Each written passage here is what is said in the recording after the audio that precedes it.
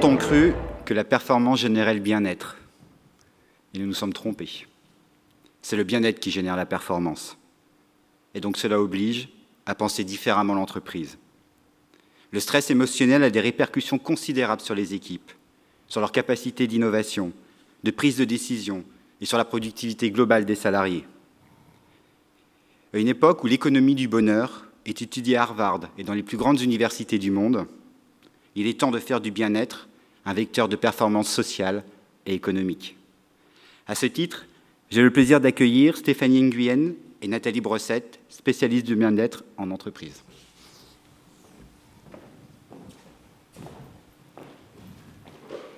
Bonjour à tous. Pourquoi investir dans le bien-être? Alors c'est une question que souvent les entreprises nous disent « Ah mais le bien-être, c'est super, c'est une idée peut-être certes formidable, mais aujourd'hui nous n'avons pas de budget. » Certains pensent que c'est une idée inutile, absurde. Alors ce qu'on a envie de partager avec vous, avec Nathalie, c'est l'importance du bien-être en entreprise. Bien sûr, nous parlons de performance, d'efficacité.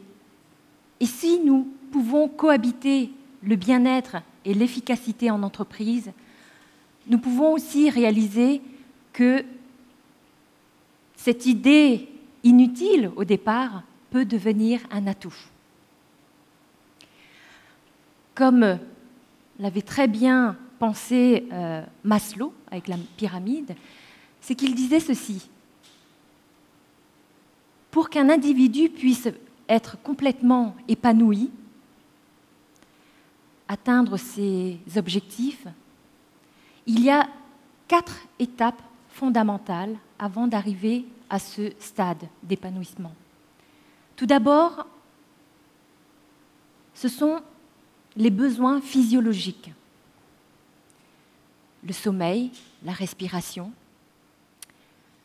Et aussi, il a besoin de se sentir en sécurité, avoir un toit, avoir un emploi. Et ce sentiment d'appartenance, ce sentiment d'appartenance sociale qui est aussi important pour un individu, le fait d'être en CDD, en intérim, n'a pas le même impact que d'être en CDI. Et puis, la reconnaissance. La reconnaissance par rapport à son travail, d'être fier d'appartenir à une entreprise parce que l'employeur, mon employeur, a su reconnaître, me mettre en valeur ce que j'ai pu apporter comme idée. Ça me motive à donner davantage d'idées, de créativité pour faire avancer justement l'entreprise. Et c'est de cette manière-là, si l'individu est bien dans son poste, dans son travail, il n'a pas envie d'aller voir ailleurs. Et c'est l'expérience que nous avons eue justement avec Nathalie lorsque nous mettons en place ces ateliers, ces formations bien-être. La question que je me suis amusée à poser à un des collaborateurs, c'est « Qu'est-ce qui vous motive à rester dans cette société ?» Alors il me dit « Vous savez Stéphanie, bien sûr, avec le profil que j'ai, c'était un consultant en informatique, avec le profil que j'ai, je sais que dans un grand groupe, je pourrais avoir le double de mon salaire. Mais qu'est-ce qui me fait rester dans cette société, une petite structure? Tout simplement parce que mon patron est à l'écoute de mes besoins. Mon patron est à l'écoute il fait attention aux conditions, à mes conditions de travail. Il y a un échange, il y a un partage. Il n'y a pas d'obligation, on n'impose pas, on échange. C'est ça la richesse des entreprises qui mettent en place ce genre de programme. Et nous savons tous aussi que le travail peut générer beaucoup de souffrance. Et on voit très bien par rapport à la dépression qui est en forte croissance, malheureusement.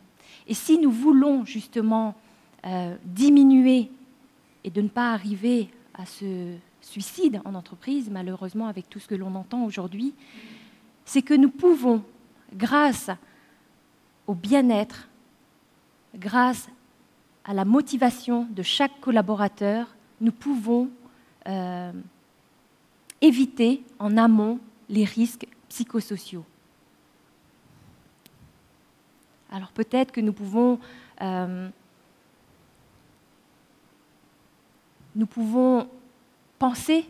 repenser notre manière de travailler, profiter de cet état de crise pour faire cohabiter l'ancien et le nouveau, les nouvelles pratiques. Qu'est-ce qui marche dans les grands groupes? Qu'est-ce qui fait qu'un salarié a envie de rester dans son entreprise? Alors, tout simplement, comment avons-nous fait pour nous introduire dans ces groupes, puisque ce sont de grands groupes qui nous ont fait confiance jusqu'à maintenant. Nous existons depuis 14 ans et nous sommes arrivés par une porte complètement inédite et même très folle, qui est la thématique de la parentalité. Quand je suis arrivée avec ce concept, on m'a dit « Mais madame, comment ça accueillir les enfants de nos salariés dans l'entreprise? Mais vous n'y pensez pas ». Nous avons plus de 7000 salariés sur place, alors imaginez le nombre d'enfants que nous allons devoir accueillir sur une demi-journée. Infaisable. Pourquoi? Pourquoi choisir effectivement cette voie?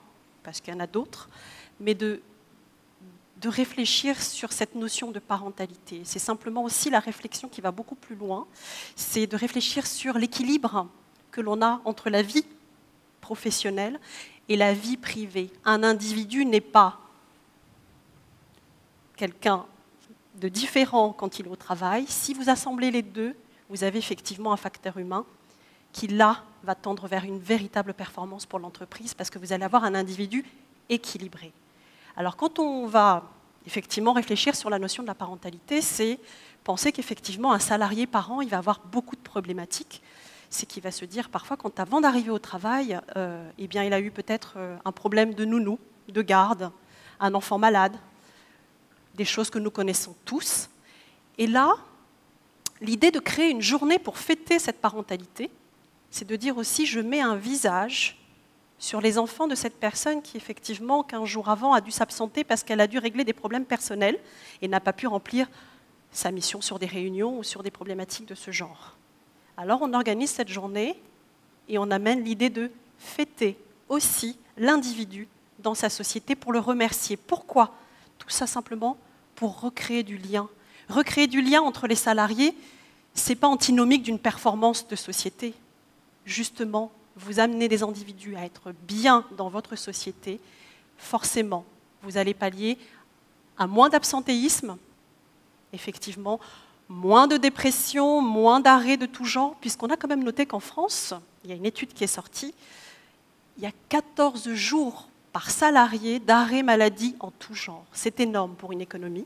Donc si une entreprise, effectivement, réfléchit à ces problématiques, on va effectivement donner des vraies réponses humaines à ces problèmes qui concernent nos salariés. Alors je vais simplement vous faire vivre ce que c'est que d'accueillir sur des grands groupes 3000 enfants.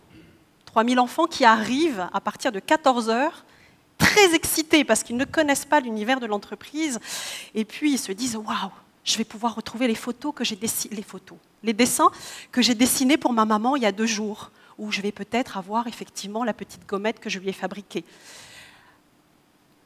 Et là, l'idée, c'est vraiment, la solution, c'est de se dire « Oui, j'ai créé cette journée. » Le PDG a effectivement initié avec ses salariés cette journée pour accueillir effectivement des enfants qui ne connaissent pas l'univers de l'entreprise, mais qui vont baigner effectivement dans ce que font leurs parents. Parce qu'il y a une question qui se pose par rapport aux enfants, c'est « Mais où vont mes parents quand ils partent le matin ?» Ça, c'est la grande question. Et vous y passez des heures sur une journée, et cette journée permet effectivement d'expliquer ce que je fais comme métier, l'univers dans lequel je vis toute une journée, mes collègues de bureau, pourquoi je fais tout ça également effectivement quand je ne suis pas avec toi. Il y a des réponses qui sont apportées et on crée donc des ateliers ludopédagogiques pour faire entendre tous ces concepts un petit peu abstraits de tout le monde.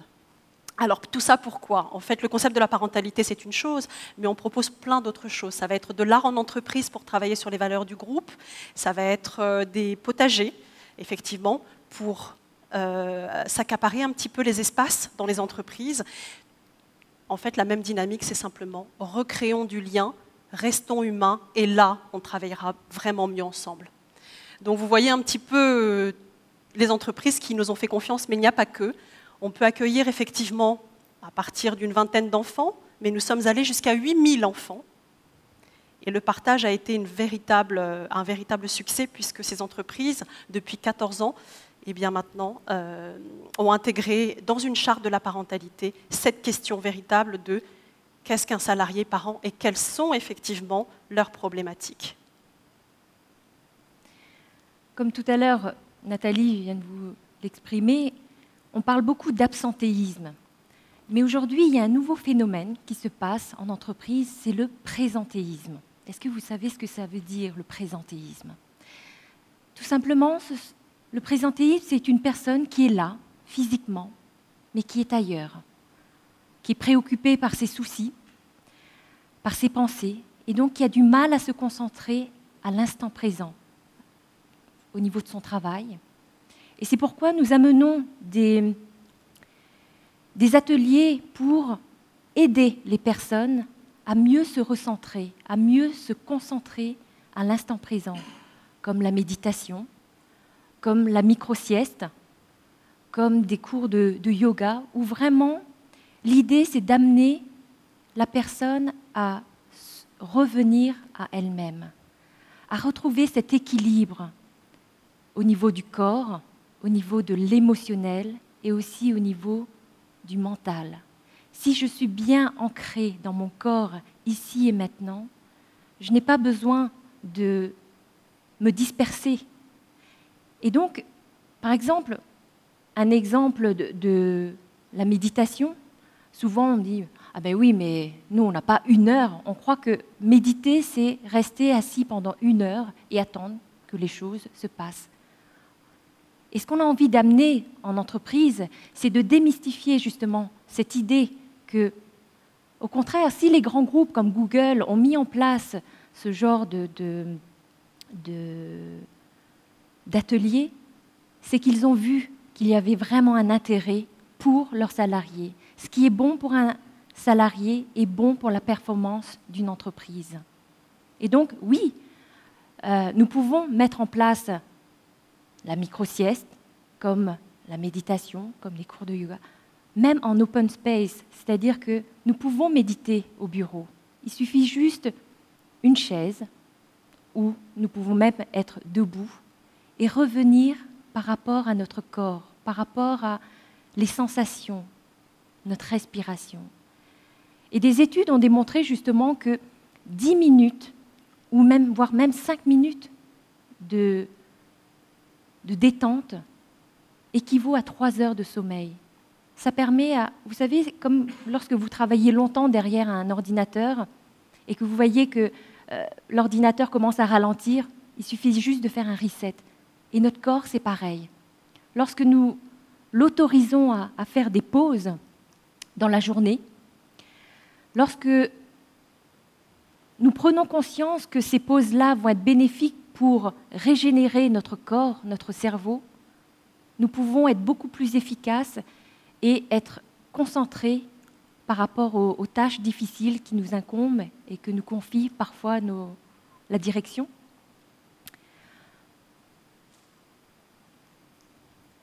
Et donc là, vous pouvez voir que, par exemple, lorsqu'une personne a pris le temps de se poser au niveau dans une journée, vous voyez que après, le cerveau est beaucoup plus calme, beaucoup plus détendu et donc beaucoup plus efficace pour la suite de la journée.